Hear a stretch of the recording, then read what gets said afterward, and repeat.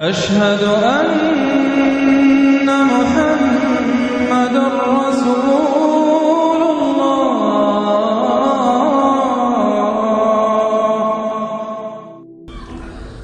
نحمده ونصلي على رسوله الكريم اما بعد فقد قال الله تبارك وتعالى كما ورد في سورة الجاثية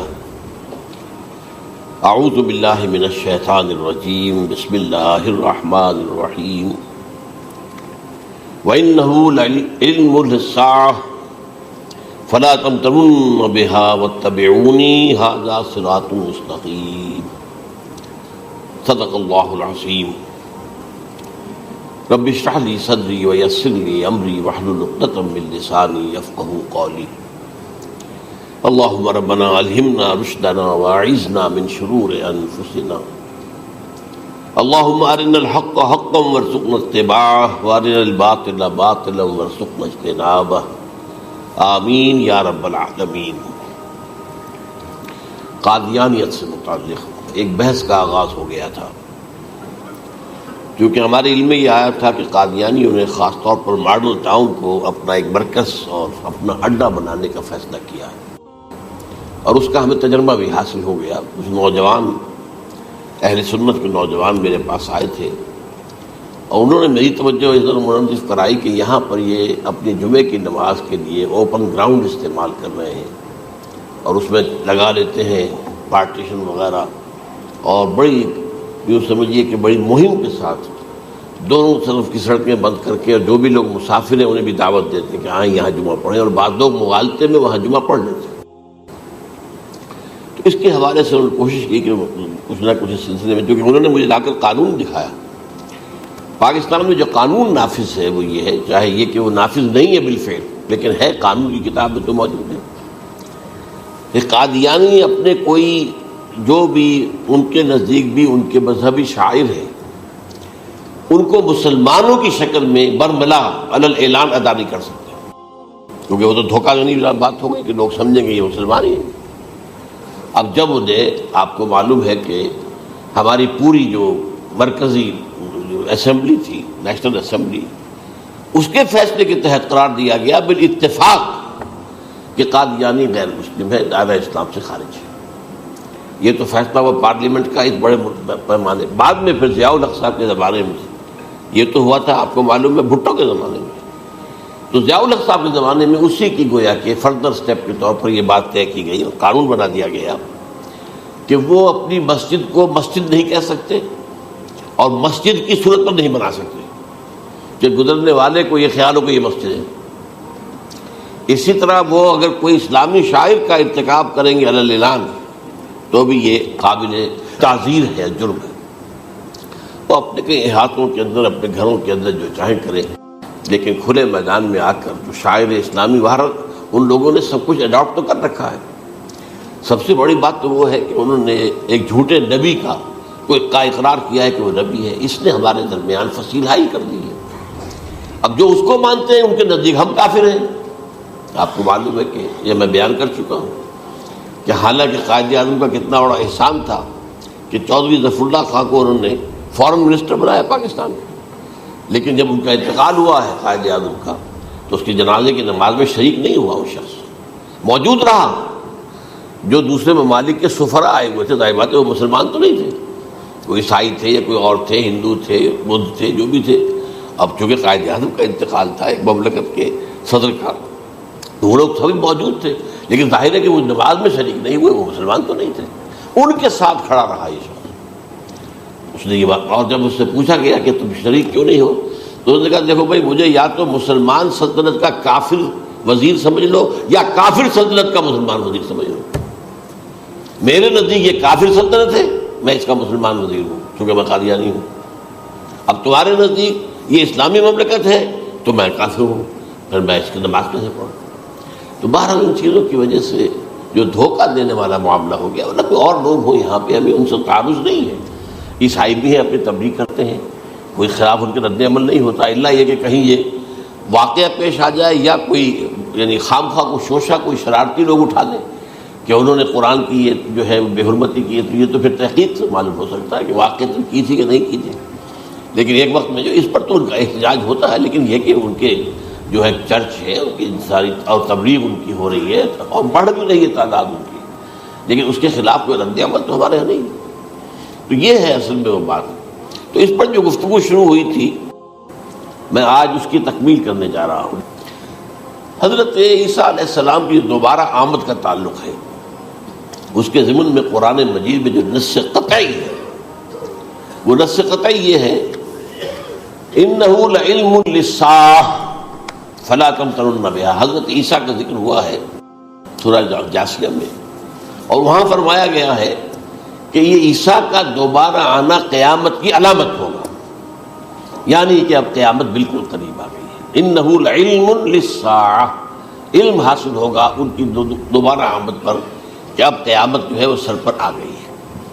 اچھا، اس کے ایک اور جو ہے ذرا بالواسطہ دلائل جو قرآن مجید میں آئے ہیں، ایک ان میں سے یہ ہے کہ سورہ آل عمران میں جہاں حضرت مریم کو بشارت دے رہا تھا فرشتہ کہ آپ کے ہاں ایک بیٹا ہوگا، وہ بڑی حیران تھی کہ میرے ہاں کیسے بیٹا ہو جائے گا، ماں کن تو بغیہ، میں تو کوئی بدکار عورت تو نہیں ہوں، نہ میری کوئی شادی ہوئی ہے ابھی۔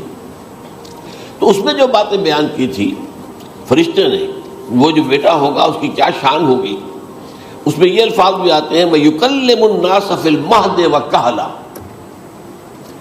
وہ باتیں کرے گا، لوگوں سے گفتگو کرے گا جبکہ وہ پنگھوڑے میں ہوگا، بچہ ہوگا، گود میں ہوگا، اور کہل کے وقت، کہل کہتے ہیں جب آدمی عمر میں جو ہے 40-45 کا کسی بھی اوپر ہو جائے، آپ پہلے طفل کہتے ہیں پھر جوان کہتے ہیں، عربی زبان میں شاب کا لفظ آتا ہے، بہت جوان، بڑی اچھی صحت میں ہے، اس کے بعد پھر ظاہر بات ہے ڈھلوان شروع ہوتی ہے، یہ کہل ہے۔ جب بڑھاپے کے آثار شروع ہوتے ہیں، بال سفید ہونے شروع ہوتے ہیں، تو یہ کہل، قبول۔ اب سوال یہ ہے اس گھوڑے میں بات کر دیں، یہ تو معجزہ ہے، لہذا اس کا ذکر یہاں پر مناسب ہے۔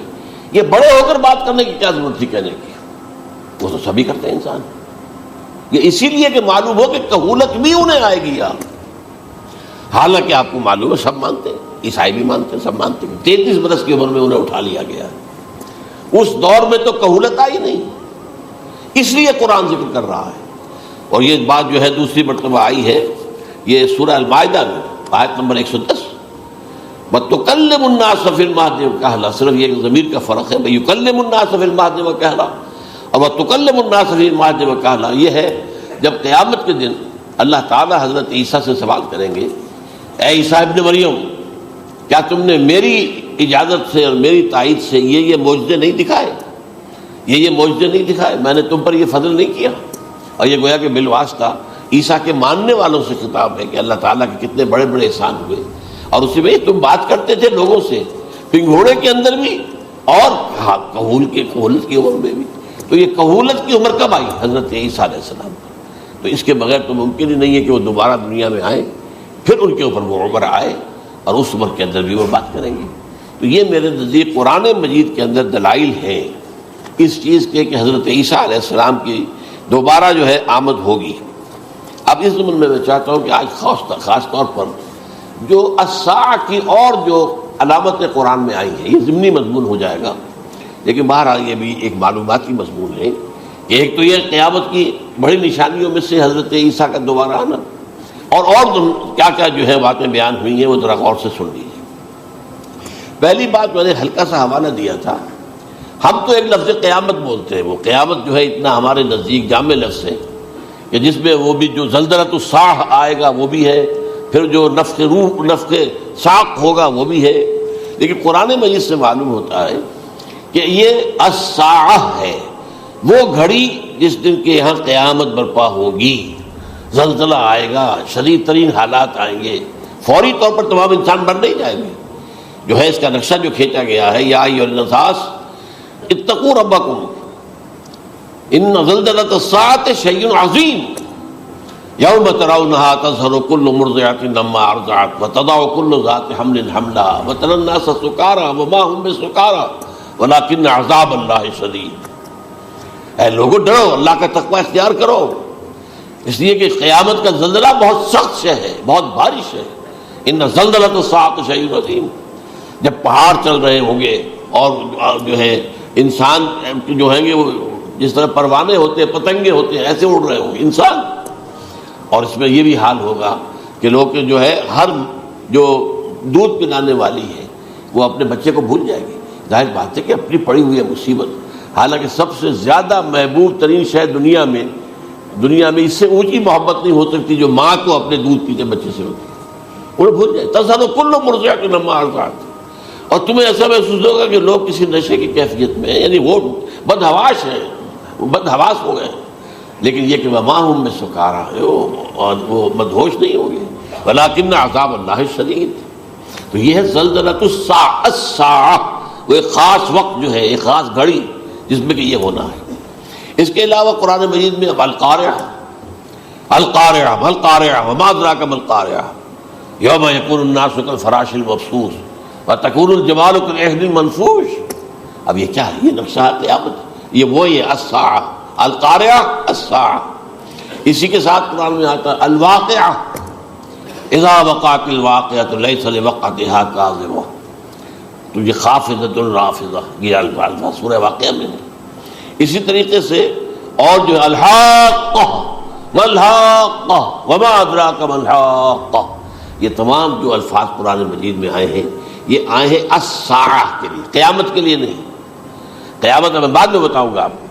چنانچہ 3 نفخے ہیں جو قرآن سے ثابت. نفخ فی الصور، اور اس نفخ فی الصور کا یہ عالم ہوگا یوم ینفخ فی الصور ففزع من فی السماوات ومن فی الارض الا من شاء اللہ. جس دن پھونکا جائے گا سور میں، اور اس وقت صورتحال یہ ہو جائے گی کہ جو بھی آسمانوں میں زمین میں ہے سخت پریشانی اور سخت پشیمانی اور ایک طرح کے مرعوبیت اور خائف ہو کر رہ جائیں گے، الا ان کے کہ جن کو اللہ چاہے. اس کے کوئی ملائکہ مقربین ہوں گے. من فی السماوات فی الارض ہے، اس کے ساتھ یہ کہہ دیا گیا ہے. لیکن یہ باقی پورے لوگوں کے اوپر، پوری مخلوقات کے اوپر ایک جو ہے گھبراہٹ کی کیفیت طاری ہو جائے گی. تو یہ ہے پہلا فضا. دوسرا فضا کیا ہے؟ فضا صعق. صعق کہتے ہیں آدمی کا بے ہوش ہو جانا. یہ دوسری مرتبہ جب سور پھونکا جائے گا وَنُفِخَ فِي الصُّورِ فَصَعِقَ مَن فِي السَّمَاوَاتِ وَمَن فِي الْأَرْضِ إِلَّا مَا شَاءَ اللَّهُ. یہ ہے کہ اس کے بعد وہ سب کے اوپر موت طاری ہو جائے گی. یہ دوسرے سور پھونکے جانے کے بعد ہے. پھر ثُمَّ نُفِخَ فِيهِ أُخْرَى، پھر ایک مرتبہ اور پھونک ماری جائے گی. یہ تیسرا ہو رہا ہے. فَإِذَا هُمْ قِيَامٌ يَنظُرُونَ. تو اچانک سب کے سب کھڑے ہوں گے اللہ کی طرف دیکھتے ہوئے. اب یہ جو ہے یہ ہے یوم القیامہ. قام یقوم قیامتاً، کھڑا ہونا. کیونکہ اس دن یوم یقوم الناس لرب العالمین، جس دن کے تمام انسان جو ہے کھڑے ہو جائیں گے اپنے رب کے حضور میں، جس کا نقشہ کھینچا گیا ہے اذا دکت الارض دکا دکا وجاء ربک والملک صفا صفا. تو یہ سب کے سب انسان بھی جو ہے موجود ہوں گے، فرشتے صفے باندھے ہوئے ہوں گے، اور اللہ تعالیٰ جو ہے اپنے خاص عرش کے ساتھ یحمل عرشہ ثمانیہ، 8 فرشتے اس عرش کو اٹھائے ہوئے ہوں گے جبکہ یہ آسمان پھٹے گا اور اس روئے ارضی پر اللہ تعالیٰ کا نزول ہوگا. یہ جو ہے ہمارا یوم القیامہ یہاں ہے. یوم القیامہ ہی میں جو فیصلے ہونے یہاں ہونے. قصہ زمین برسر زمین، جو نیکیاں تم نے یہاں کمائی ہیں یا جو بدیاں تم نے یہاں جن کا ارتکاب کیا ہے کا فیصلہ یہاں ہوگا. اس کے بعد واللہ عالم کچھ اور بھی چیزیں ہیں، لیکن یہ کہ وہ سب عام طور پر لوگوں کے علم میں نہیں ہے. میں نہیں چاہتا کہ خام خواہ کسی نئی بات سے کوئی جو ہے ذہنوں کے اندر کوئی ایک تشکیک پیدا ہو جائے، شبہات پیدا ہو جائے. لیکن یہ چیزیں جو میں نے آپ سے عرض کی یہ از قرآن ثابت ہے. اسی زمین پر اترنا ہے. وجاء ربک والملک صفا صفا، یہ سب کے سب آئیں گے. اور ملائکہ، اور اس کے علاوہ جو ہے دوسرے مقامات پر اس کا نقشہ کھینچا گیا ہے. سورۃ الحاقہ کے اندر ہے اللہ کا عرش جو ہے 8 فرشتے اٹھائے ہوئے نیچے اتریں گے. تو یہ تمام چیزیں قرآن مجید میں مذکور ہیں.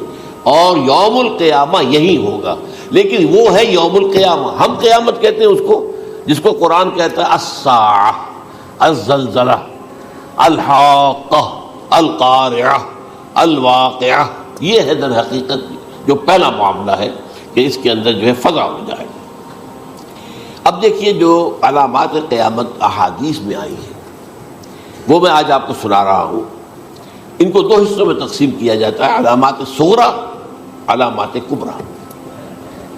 چھوٹی نشانیاں جو درجہ بدرجہ درجہ بدرجہ درجہ بدرجہ حاضر سامنے آئیں گے. ایک ہے بالکل قیامت سے متصل قبل بڑے جو خرق عادت واقعات ہوں گے وہ آئیں گے.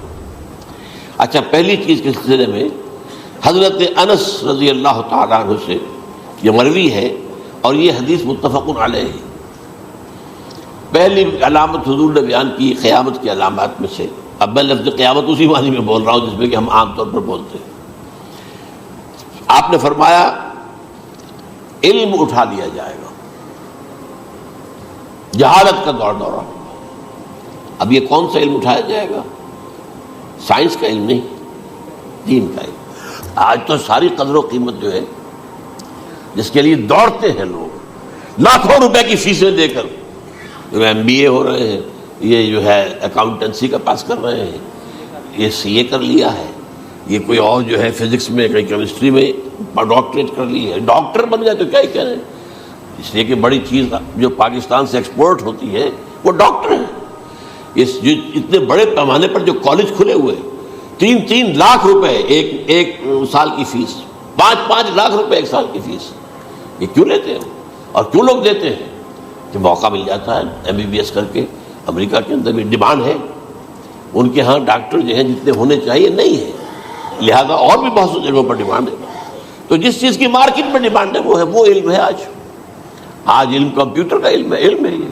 حالانکہ ان میں سے کسی کے اوپر لفظ علم کا اطلاق میرے نزدیک غلط ہے، جہالت ہے. علم وہ ہے جو ذہن کو جلا دے، جو سوچ کو جلا دے، روشنی پیدا کرے، دماغی روشنی، وسعت دے، انسان کے فکر کو وسعت دے، اس کے ذہنی جو ہے جو افق ہے اس کو وسیع کرے. علم تو وہ ہے جو حقیقت کے کیا علم بھی اس سے عطا فرمائے. قرآن ہے، حدیث ہے، باقی اور چیزیں جو اس سلسلے میں آ سکتی ہیں وہ ہے کہ جو قرآن اور حدیث کی سمجھنے میں مومن ہوں اور زیادہ جو ہے اس کے تک فہم کو آسان کر دیں. لیکن یہ کہ فرمایا علم اٹھا لیا جائے گا، جہالت کو فروغ ہوگا. ظاہر بات ہے ایک ہی بات ہوئی ہے. دوسرے نمبر پہ یہ کہ جہالت کو فروغ ہوگا. نمبر 3 زنا کثرت سے ہوگا. نمبر 4 شراب نوشی عام ہو جائے گی. نمبر 5 عورتوں کی تعداد بہت زیادہ ہو جائے گی، مردوں کی تعداد کم ہو جائے گی. یہاں تک کہ 50 عورتوں کا خیر خبر کرنے والا، کوئی نگرانی کرنے والا، وہ ایک مرد. اچھا، یہ تو ہے ایک حدیث کہ میں نے آپ بیان کر دی متفق علیہ. یہ بخاری اور مسلم دونوں میں ہے. دوسری حدیث بخاری کی ہے، اس کو حضرت ابو ہریرہ رضی اللہ تعالیٰ عنہ نے روایت فرمایا ہے. قیامت آئے گی جب امانت ضائع ہو جائے گی. آج ہمارے ہاں امانت کے ضائع ہونے کا جو نقشہ ہے شاید پوری دنیا میں کہیں اور نہیں. جس طرح کے غبن یہاں ہوتے ہیں، جس طرح کک بیکس جو ہے وہ لیے جاتے ہیں. اس غریب یعنی قوم غریب ہے لیکن یہاں وہ امیر بہت بڑے بڑے لوگ ہیں. وہ تو دنیا بھر کے ٹاپ کے امیروں کے اندر اس کا شمار ہو جائے گا. لیکن یہ کہ یہ سب امیر کیسے بنے گی؟ غبن بلین ڈالر کا. اب تو اس سے کم کی تو بات ہی نہیں ہوتی. فلاں نے اتنے بلین جو ہے پیسے اپنا جو ہے قرضہ معاف کرا لیا. بھائی کس نے کیا، کون کرتا ہے معاف؟ یہ کسی کے باپ کی جاگیر ہے؟ یہ پیسہ بینک کے اندر حکومت کا ہے کہ حکومت کو اختیار ہو گیا رائٹ آف کر دے ان کے جو ہے ان کی جائیدادیں کرو ضبط. لیکن ہوتا کیا ہے، بینک آفیسر بے ایمان ہے. وہ کہتا تھا 1 کروڑ کا قرضہ لے جاؤ، 10 لاکھ مجھے دے جاؤ، چاہے تم میرے پاس کوئی ڈاکومنٹ جو ہے ایسے نہیں دے سکتے. حالانکہ ہونا چاہیے، اتنا بڑا قرضہ لے رہے ہو تو ڈاکومنٹس یہاں پر ہمارے سامنے لاؤ کہ اگر تم نہ دے سکو تو ہم ان ڈاکومنٹس کے ذریعے سے تمہاری جائیداد، تمہاری کوئی جاگیر، تمہاری کوئی اور چیز اس کو قبضہ کریں. جب وہ وقت آتا دیکھتے تو یہ ڈاکومنٹس ہی فیک ہیں. اللہ نہ خرچ کیا کرے گا کوئی؟ بینک کا باپ بھی واپس نہیں لے سکتا. اور یہ سب کس کی بے ایمانی ہے؟ وہ جو بیٹھا ہوا بینک مینیجر، سارا سودا اس کے ماں باپ ہوتا ہے کہ 1 کروڑ ہے نا، 10 لاکھ مجھے 90 تم لے جاؤ. باقی یہ کہ ٹھیک ہے میں تمہارے جو ڈاکومنٹس تم پیش کر رہے اس میں کوئی اعتراض نہیں کرتا، بس جاؤ. اور نمبر 2 حکومت نااہلوں کے سپرد ہو جائے گی. یہ ہے امام بخاری کی روایت کردہ روایت جو حضرت ابو ہریرہ سے. مسلم شریف میں ابو ہریرہ رضی اللہ تعالیٰ عنہ سے ایک اور روایت ہے، مال عام ہو جائے گا یہاں تک کہ زکوٰۃ قبول کرنے والا کوئی نہ ہوگا. یہ بات وہ ہے جو آج سعودی عرب اور UAE کے اندر آپ کثرت سے دیکھ سکتے ہیں. دولت جو ہے وہ ریل پیل. ابھی تھوڑا سا آیا ہے معاملہ خاص طور پر دبئی میں کیونکہ وہاں بہت زیادہ کنسٹرکشن ہو رہی تھی، تو پوری دنیا میں آپ کو معلوم ہے کہ جو ریئل اسٹیٹ کہلاتا ہے اس کا حال بہت پتلا ہے، لیکن وہاں کے دولت تو ریل پیل ہے ہر جگہ پر۔ اور سب سے اہم متفق علیہ روایت، متفق علیہ کیا، وہ تو حضرت عمر سے بھی مروی ہے، ابن عمر سے بھی مروی ہے، ابن عباس سے بھی مروی ہے، ابو ہریرہ سے بھی مروی ہے، عبداللہ ابن مسعود سے بھی مروی ہے رضی اللہ تعالیٰ عنہ اجمعین۔ اور یہ وہ حدیث ہے جسے کہا جاتا حدیث جبرائیل، جسے ام السنہ بھی کہا گیا۔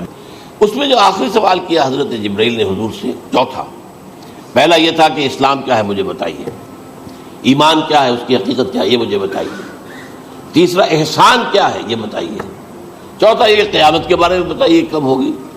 حضور نے فرمایا کہ اس کے بارے میں جس سے سوال کیا جا رہا ہے وہ اس سے زیادہ نہیں جانتا جو کہ سوال کر رہا ہے۔ اب اس کے کئی مفہوم ہو سکتے ہیں کہ بہرحال یا تو حضرت، چونکہ بعد میں معلوم ہوا کہ حضور نے پہچانا نہیں کہ یہ جبرائیل ہے، بلکہ جب سوال جواب ہو کر وہ چلا گیا شخص تو اچانک حضور کے ذرا ردو ہو ہی لیا، ذرا بلانا اس کو دوبارہ لانا۔ اب جو دیکھا کہ وجود ہی نہیں اس کا، آسمان نے اس کو چکھ لیا، زمین نے نگل لیا، کیا ہوا ہے؟ پھر آپ نے یہ جبرائیل تھے جو تمہیں تمہارا دین سکھانے آئے تھے، جبکہ تم سوال نہیں کر رہے ہو۔ یہ بڑے بیسک کوسچن تھے، اس لیے کہ دنیا کے ہمارا نظام اسلام پر ہے، ایمان پر نہیں ہے، اس لیے کہ ایمان کو ویریفائی کر ہی نہیں سکتے۔ کیسے پتا ہوگا اس میں ایمان ہے یا نہیں ہے؟ کوئی آلہ نہیں ہے، کوئی الیکٹروکارڈیوگرام ابھی تک ایسا نہیں ہے، کوئی جو ہے اور جو طریقے چل رہے ہیں وہ تو ان کے ذریعے سے یہ تو نہیں معلوم ہو سکتا ایمان ہے کہ نہیں۔ لہذا یہاں کا سارا نظام اسلام پر ہے، شہادت اللہ الہ الا اللہ وان محمد رسول اللہ، پھر ایک نظام بنا دیا، وإقام الصلاۃ وإیتاء الزکوٰۃ وصوم رمضان وحج البیت۔ اس میں بھی یہ ہے کہ اگر کوئی نماز کو نہیں مانتا تو کافر ہوگا، لیکن نماز پڑھتا نہیں ہے تو کافر نہیں ہے، فاسق ہے، فاجر ہے، گناہ گار ہے، کمزور مسلمان ہے۔ اس طرح زکوٰۃ کا منکر ہو جائے گا تو وہ کافر ہوگا، لیکن زکوٰۃ دے نہیں رہا ہے تو یہ گویا کہ گناہ گاری ہے، کمزوری ہے۔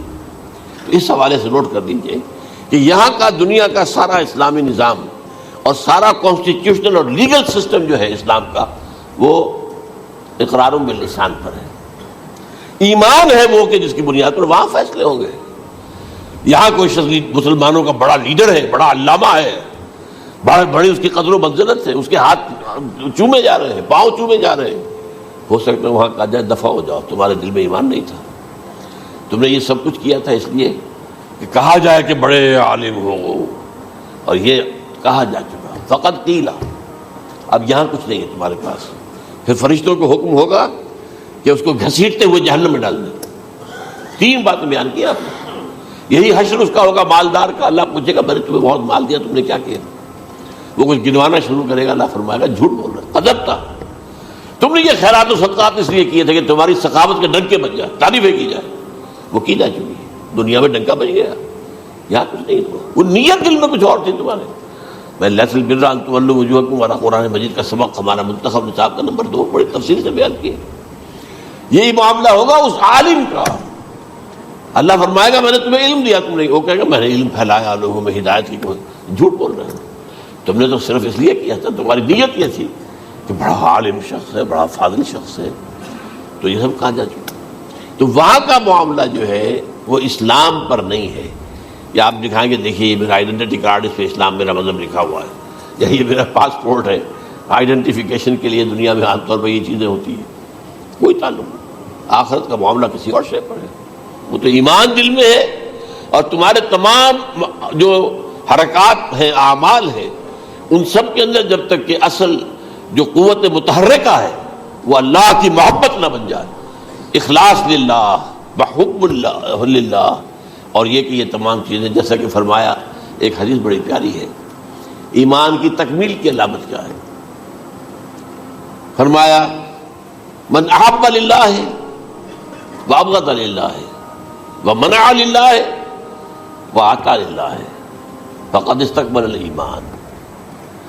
جس شخص نے محبت جس سے بھی کی، اللہ کے لیے کی، اپنے مفادات کے لیے نہیں، رشتہ داری کی بنیاد پر نہیں، محبت اوپر ہو جائے، رشتہ دار کا حق ہے دو، بیوی کے حقوق ہیں دو، لیکن محبت یہ اللہ کے لیے ہو کہ فلاں شخص سے مجھے محبت اللہ کے لیے، اور اگر نفرت رکھی تو اللہ کی وجہ سے رکھی، اس لیے رکھی کہ وہ اللہ کے دین سے دور ہے، وہ اللہ کے راستے پر نہیں آ رہا ہے، وہ فسق و فجور کی جو ہے زندگی گزار رہا. اس میں بھی یہ ہے کہ یہ نہیں ہے تعلق قطع کر لو. تعلق قطع کرو گے تو تبلیغ اور اصلاح کا موقع کہاں رہے گا؟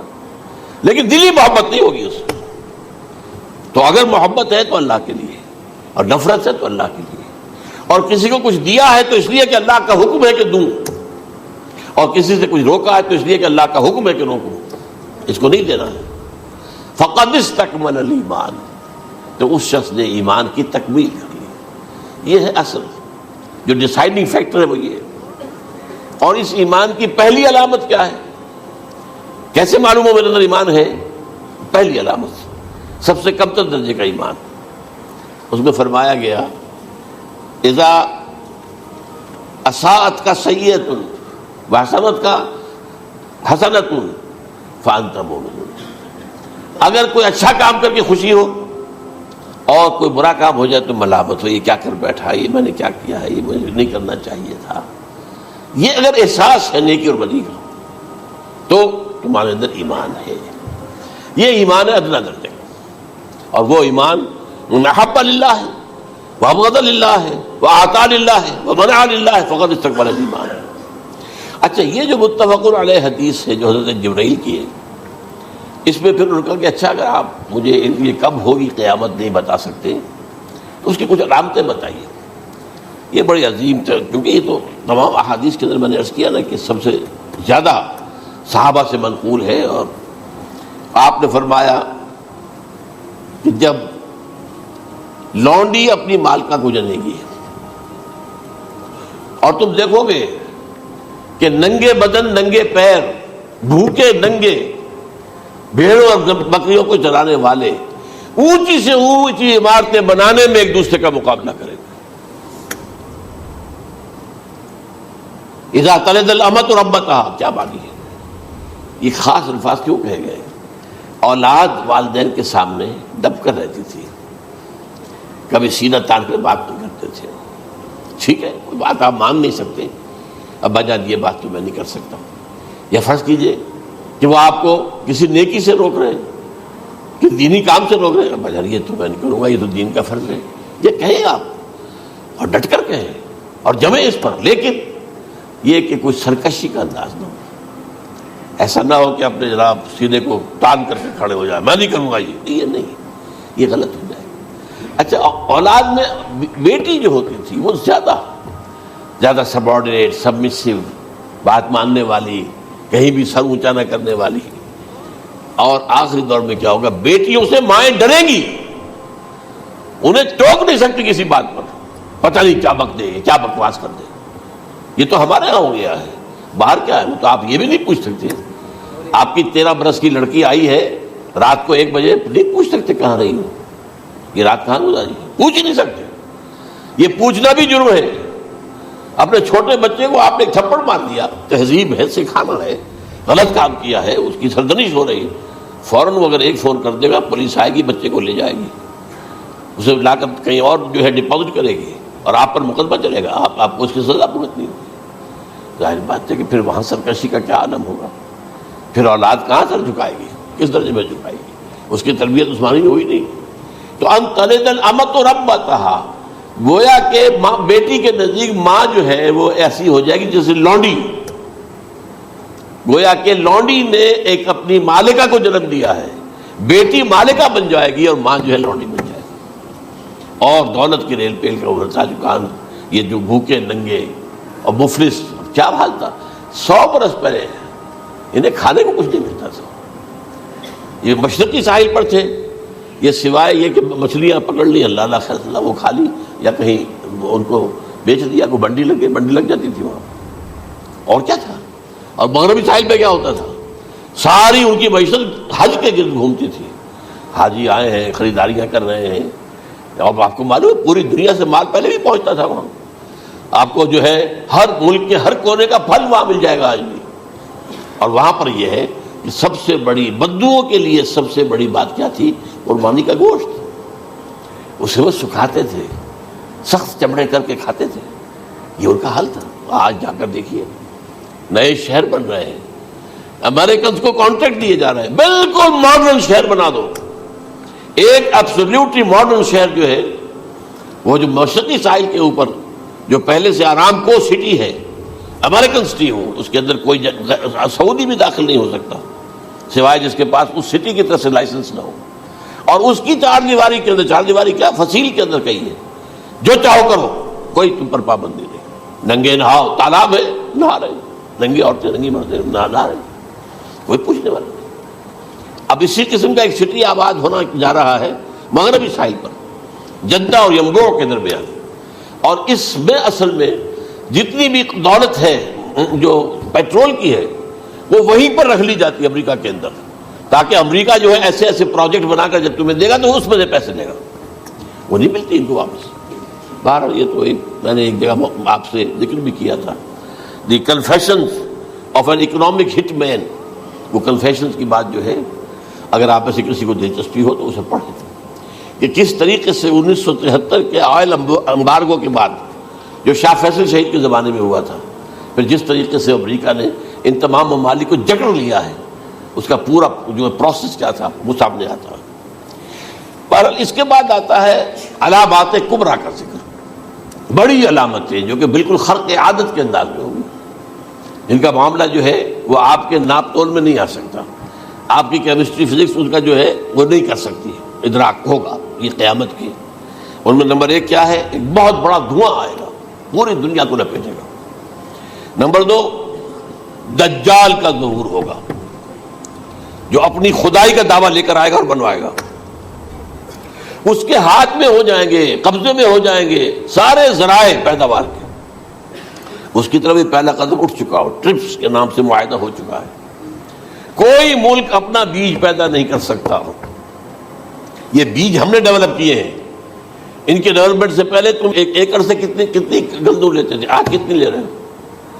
کس بنا پر؟ جینیٹکس کا جو کام ہم نے کیا ہے اس کی بنا پر ہونا، ہاں تو ہمارا حق ہے، اس کی رائلٹی ہمارے پاس آنی چاہیے۔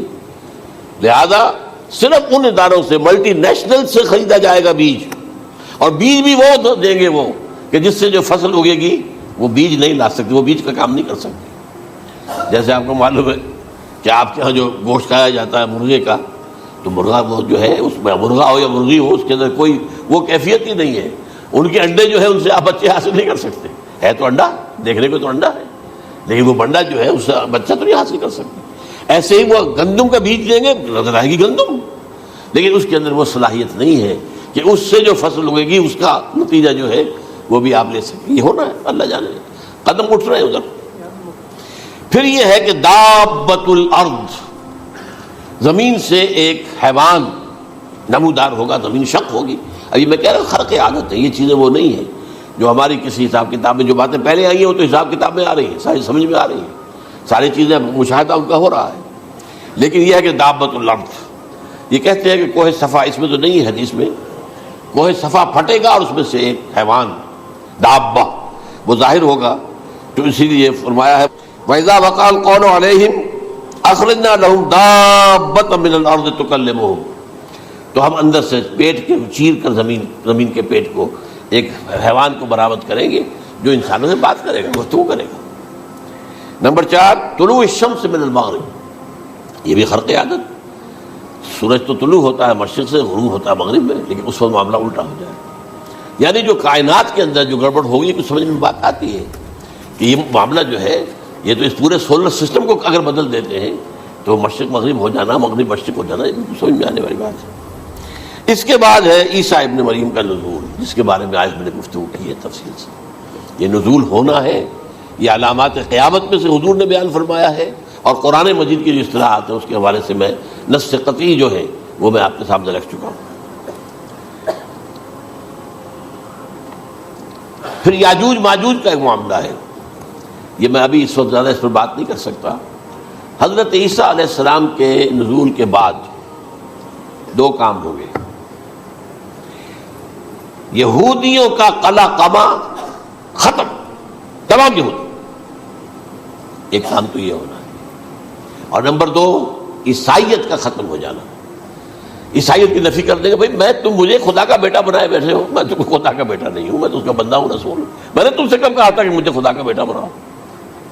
نمبر 2 یہ کہ وہ خنزیر کو قتل کر دیں گے، یعنی یہ تم نے خنزیر کب سے کھانا شروع کر دیا، میں تو تم کو نکاح اجازت دے کر گیا تھا، یہ تو شریعت موسوی میں حرام تھا اور میں کہہ کر گیا تھا کہ یہی شریعت تم پر لاگو رہے گی، ہاؤ کم تم نے کیسے یہ؟ آج بھی بہت سے رومن کیتھولکس جو ہے وہ سور نہیں کھاتے، وہ اس میں ہے ان کے اندر کچھ نہ کچھ بات جو ہے جو حضرت عیسیٰ کی تعلیمات کا کچھ اثر ان کے ہاں ہے۔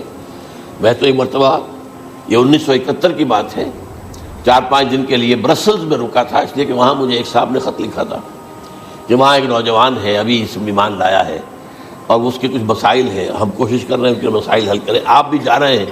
میں انگلینڈ جا رہا تھا تو واپسی پر آپ ان کے یہاں چند دن ٹھہرے، میں حیران ہوا۔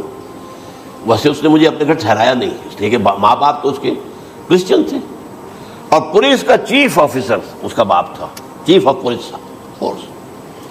اس نے مجھ سے ایک دن کھانے پہ بلایا، میں ہوٹل میں ٹھہرایا مجھے، اس نے کہا آپ اطمینان سے یہاں کھانا کھائیں، اس گھر میں نہ آج تک کوئی شراب کی بوند آئی ہے اور نہ ہی کوئی بوٹی آئی ہے سور کی۔ Roman Catholics.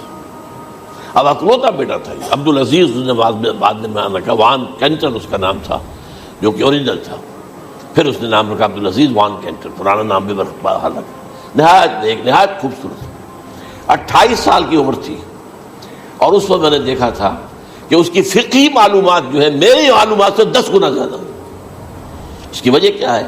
وہ گیا تھا موراکو میں ایز اے ٹیچر ملازمت کرنے، پیسہ کمانے، وہاں وہ مسلمانوں سے اس کا ہوا ربط ضبط ہوا، اسلام کی تعلیمات سامنے آئی، اسلام لے آیا۔ اب اکلوتا بیٹا ہے اور ماں باپ جو ہے کرسچن کیتھولکس۔ جب وہاں سے واپس آیا تو پھر کہتے ہیں کہ ہمارے درمیان ایک معاہدہ ہے، وی آر لیونگ ٹوگیدر، لیکن یہ معاہدہ ہے ہم مذہب پہ بات نہیں کریں گے، بس باقی جو بھی ہے وہ ساتھ رہ رہے ہیں۔ لیکن میں حیران ہوا، مجھے معلوم نہیں تھا۔ اچھا، اس کے بعد اس نے جب اسلام کا فیصلہ کیا تو اس کے سامنے سوال آیا کون سی فقہ اختیار کروں؟ تو اس نے بڑی جو ہے تھورو اسٹڈی کی ہے تمام فقہوں کی، کمپیریٹو اسٹڈی، ان کو کرنے کے بعد پھر فائنل فیصلہ اس کا یہ تھا کہ حنبلی فقہ میں اختیار کروں گا۔ چاروں فقہوں میں سب سے لیٹسٹ حنبلی ہے، یعنی حنفی نمبر 1، پھر مالکی نمبر 2، پھر اس کے بعد شافعی نمبر 3، پھر یہ امام احمد ابن حنبل ہے۔ اور امام احمد ابن حنبل کے زمانے تک احادیث بہت بڑے پیمانے پر جمع ہو چکی تھی، جبکہ ابھی حضرت امام ابو حنیفہ کے زمانے میں کوئی اتنا زیادہ جو ہے حدیث کا بھی ذخیرہ نہیں بنا تھا۔ اسی پر تو لوگ حیران ہوتے ہیں کہ زیادہ احادیث امام ابو حنیفہ کے علم میں نہیں تھی، لیکن مجال ہے کہ ان کا کوئی فتویٰ جو ہے کتاب و حدیث کے، کتاب اور سنت کے خلاف ہو۔ اگرچہ انہوں نے صاف کہا کہ اگر تم پاؤ کوئی ایسی سچی حدیث، پختہ حدیث جو میری کسی رائے کے خلاف ہو تو میری رائے کو دیوار پر دے مارنا اور اس صحیح حدیث کی پیروی کرنا۔ لیکن ویسے اس کے بعد یہ کمال یہ ہے کہ بہت ہی کوئی شاذ معاملہ ہے کہ جس میں ان کا کوئی فتویٰ وہ کتاب و سنت کے منافی ہو یا سنت کے منافی ہو۔ کتاب پہ تو سوال پیدا نہیں ہوتا، کتاب تو ساری ان کے سامنے موجود تھی۔ اس کے بعد یہ ہے کہ یاجوج ماجوج، جیسے میں بتا رہا تھا آپ کو کہ جب عیسائیت بھی ختم ہو گئی، یہود ویسے ختم ہو گئے، استیصال ہو گیا، جڑ کٹ گئی، اب عیسائیت گویا کہ اسلام میں ضم ہو گئی، عیسائیت مذہب ختم، یہودی خود ختم۔ اب یہ طاقت کتنی ہو جائے گی؟ تقریباً 2/3 دنیا آ گئی، تمام اب عیسائی 2 ارب کے قریب ہیں، 1 ارب 90 کروڑ ہوں گے، یا مسلمان بھی 1 کروڑ 50-60 لاکھ ہیں، دونوں کو جوڑ لیجیے کتنے ہو گئے؟ 6 ارب کل آبادی ہے۔ لیکن اس کے بعد آتا ہے یاجوج ماجوج کا خروج۔ یہ یاجوج ماجوج میرے نزدیک چائنا اور رشیا ہے، ان کی مجموعی طاقت اتنی ہوگی اور یہ اس طرح آئیں گے ہر اونچائی پر سے اترتے ہوئے، پھسلتے ہوئے، جیسے 1962 میں جب وار ہوئی تھی بٹوین چائنا اینڈ انڈیا 1962 میں، تو وہ اس وقت کا نقشہ جو آج بھی اخبارات میں پڑھتا تھا تو یاد، waves after waves of Chinese soldiers were coming down the slopes of Himalayas۔ یہ تو وہ ہے نا جن کی تعداد کا کوئی حساب نہیں ہے، اور رشیا اور یہ مل کر جو ہے، میرا اندازہ یہ ہے کہ جب پہلے ملحمۃ العظمیٰ ہوگی وہ عیسائیوں اور مسلمانوں کے درمیان، اس وقت یہ دونوں پاورز نیوٹرل رہیں گی، لیکن غالباً یہ بات طے کر لیں گی کہ ویپنز آف ورلڈ جو ہے ماس ڈسٹرکشن، یہ استعمال مت کرنا، اگر یہ ویپنز آف ماس ڈسٹرکشن استعمال کرو گے تو ہم میدان میں آ جائیں گے۔ اس میں وہ جنگ جب ہو چکے گی، پھر حضرت عیسیٰ کو فتح حاصل ہو جائے گی، اور پھر یہ کہ یہودیت ختم ہو جائے گی، عیسائیت بطور مذہب ختم ہو کر اسلام میں ضم ہو جائے گا، پھر وہ 40 برس کا عہد حکومت ہے حضرت عیسیٰ علیہ السلام۔ لیکن جب یہ فتح ہو جائے گی ان پر، اب یاجوج ماجوج آئیں گے، اور اتنی تعداد میں آئیں گے کہ بحیرہ طبریہ جو ہے اس کا سارا پانی پی جائے گا۔ یہ تو اگر آپ کو کبھی اندازہ ہو یا کوئی آپ جانیں ان لوگوں کو جو ان چینیوں سے واقف ہیں، وہ کہتے ہیں زمین پر ہلتی ہوئی کوئی چیزوں سے وہ چھوڑی چھوڑ کے کھا جائیں گے۔ جہاں وہ جاتے ہیں ایز اے لیبرر، وہاں کے جو سارے کتے ہیں ختم، ساری بلیاں ختم، ہر شے، وہ جو سانپ کھاتے ہیں، ہر چیز کھاتے ہیں، اور یہ تمام ایسٹرن کنٹریز کے اندر ہوتا ہے۔ بڑی ڈیلیشس ڈشز ہیں یہ سانپ وغیرہ وغیرہ، اور یہ جس طرح کھا جائے، پانی پی جائے، ایک قطرہ نہیں رہے گا اس پر۔ تو پھر جو ہے اللہ تعالیٰ اس وقت جو ہے اس میں ایک ایسی بیماری پیدا کرے گا، یہ سب مر جائے گا۔ یہ معجزے سے ہوگا، یعنی ان کے اوپر فتح جو ہے وہ عام لڑائی کے ذریعے سے نہیں ہوگی، بلکہ اس کے اوپر فتح جو ہوگی وہ اللہ تعالیٰ سے بوجھ، ایک بیماری پیدا ہوگی، سب مر جائے گا۔ اور اس کے بعد اللہ تعالیٰ ایسے پرندے بھیجے گا بڑی لمبی لمبی گردنوں والے، وہ ان سب کو کھا جائیں گے، جیسے ہمارے ہاں گدھ ہوتے ہیں، وہ ان کو صاف کر دیں گے۔ ورنہ تو یہ ہے کہ پوری دنیا کے اندر جو بدبو اور جو پیدا ہوتا معاملہ اس سے، تو اس نوع انسانی کی بقا ممکن نہیں تھی۔ ان کے خاتمے کے بعد پھر یہ ہوگا کہ حکومت اسلامی جو ہے پوری دنیا میں حضرت مسیح علیہ السلام کی ہوگی۔ 45 برس وہ رہیں گے، اسی میں وہ کہلن بھی آ جائے گا، وہ فی المہد و کہلن جو میں نے شروع میں بیان کیا تھا، اسی میں پھر یہ ہے کہ وہ شادی بھی کریں گے، ان کی اولاد بھی ہوگی، اور پھر ان کا انتقال ہوگا تو حضرت حضور صلی اللہ علیہ وسلم کے حجرے میں، وہیں پر جہاں حضور اور ابو بکر اور عمر رضی اللہ تعالیٰ عنہم دفن ہیں، وہیں پہ ان کو دفن کیا جائے گا۔ اور قیامت کے دن حضور فرماتے ہیں کہ میں اور یہ تینوں ساتھ نکلیں گے۔ تو یہ ہے حالات و واقعات۔